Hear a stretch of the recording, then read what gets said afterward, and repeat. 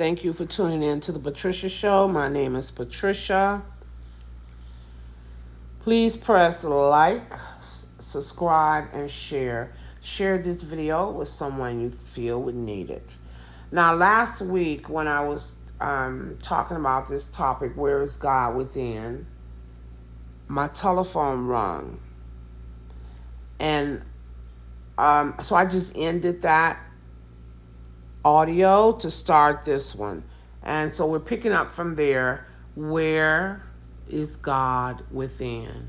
So the last thing I told you on the other video was that inside your heart chakra is a small portion of God that's in that, God's energy that's in that heart chakra. And it is called, some people you might, not people, but some places like old books, not recent books, because I don't think they even know about this. I think the older books, like they were put out in the 1800s or 1930s, and books like that, spiritual books that were put out, they talk about the fire being within you. The emerald tablets also talk about this fire being with you. The I Am Discord calls it threefold flames that's within you. But whatever they call you, there's a fiery energy that resides within your heart chakra.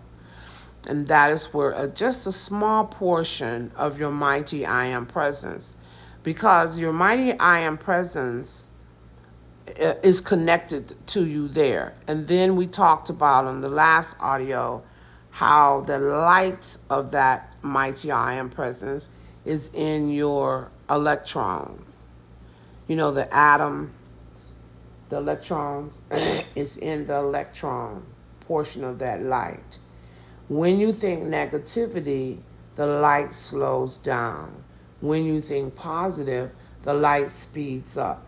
Excuse me. And when the light speeds up, it actually throws off all the negativity, or consume or annihilate, however you want to put it, all the negativity that is on your body. All of the negative energy that's in your body, it consumes it up when it vibrates and speeds up. Now, so that's where God is within you.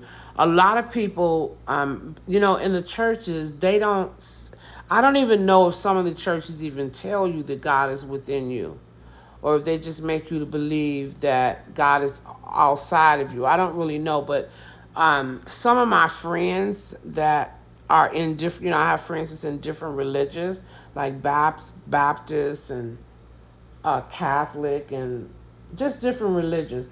They know that God is within them, but that's all they know. You know what I mean? They don't know that God is right there within you, so you can communicate with this force. And so when you're actually doing affirmations, that's one way you're communicating with this force, okay? Because our number one attribute is our attention. Therefore, you could just put your focus on the force. You don't even have to talk to it. You could just talk to it by way of your mind. But when I say your mind, I don't mean like you're going to silently talk, say, hey, God, how you doing? I don't mean like that. I mean, when you put your attention on your I Am self, you're talking to it. Because once you put your attention on it, it knows that you're there. Because I'm going to tell you a secret now. And a lot of you are going to say, oh, this lady crazy. Oh, Lord, no, she don't know what she talking about. She's saying this.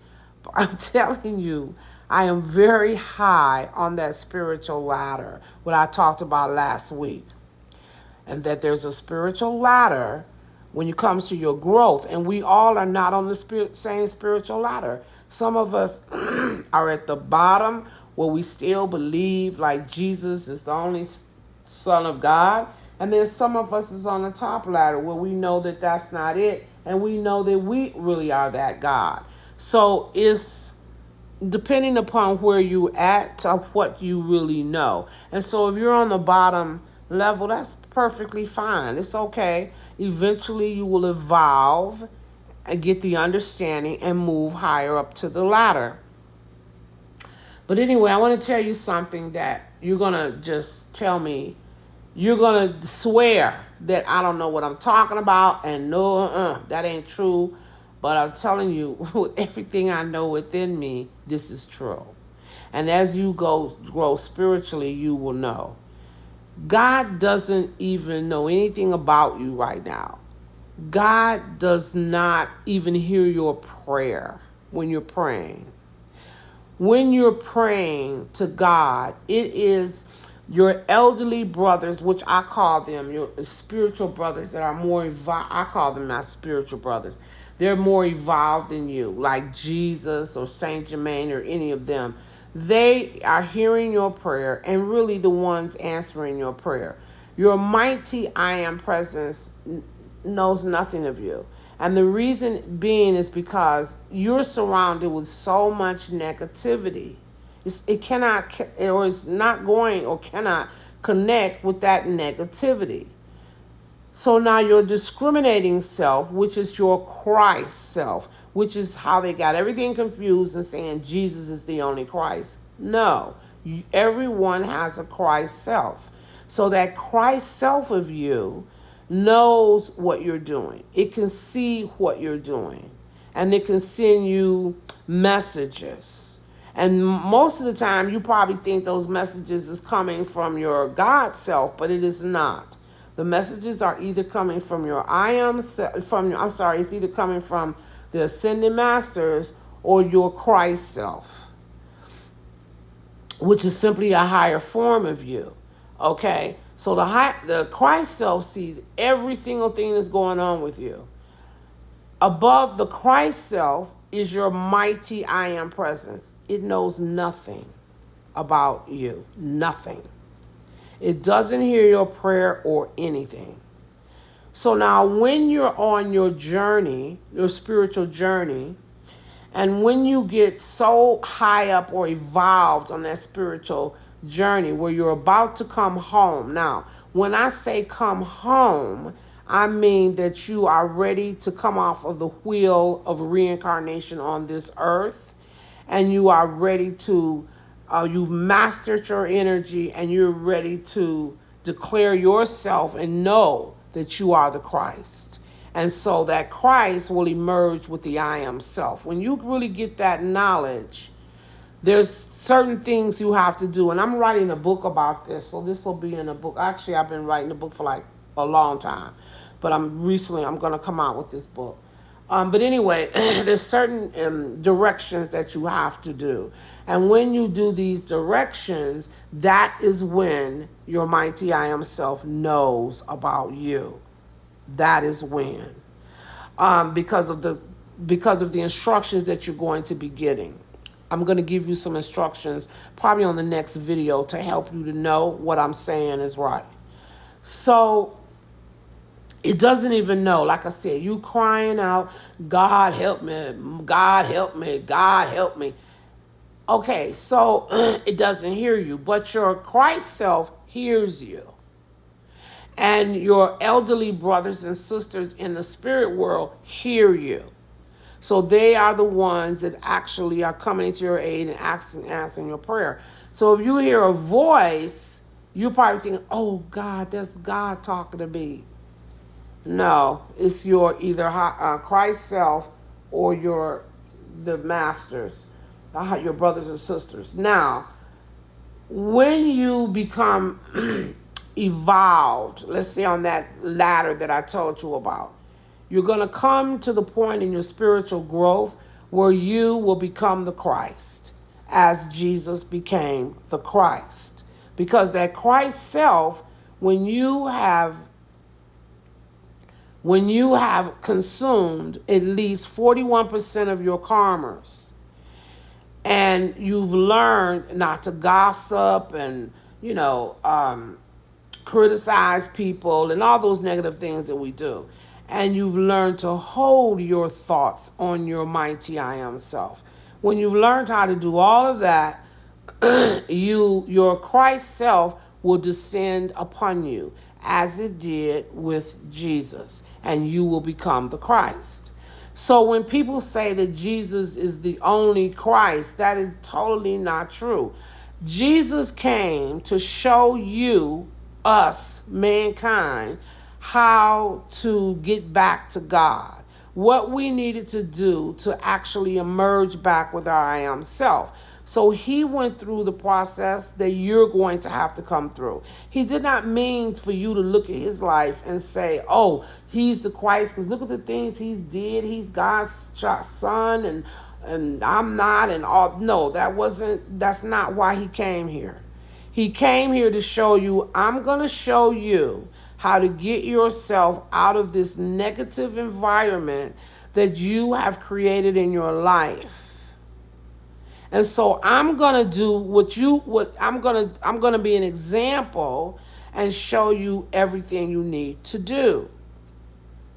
But there's always somebody, honey, that's going to misinterpret everything and just wrote the wrong thing down in history, just got everything confused. You know what I'm saying? Some religious organization just out lied, just lied, and to keep you under control, because they wanted to keep you under control. What's the best way of doing it? By telling you that you had to depend on the ministers and things of the church because they were specially anointed with God and you weren't.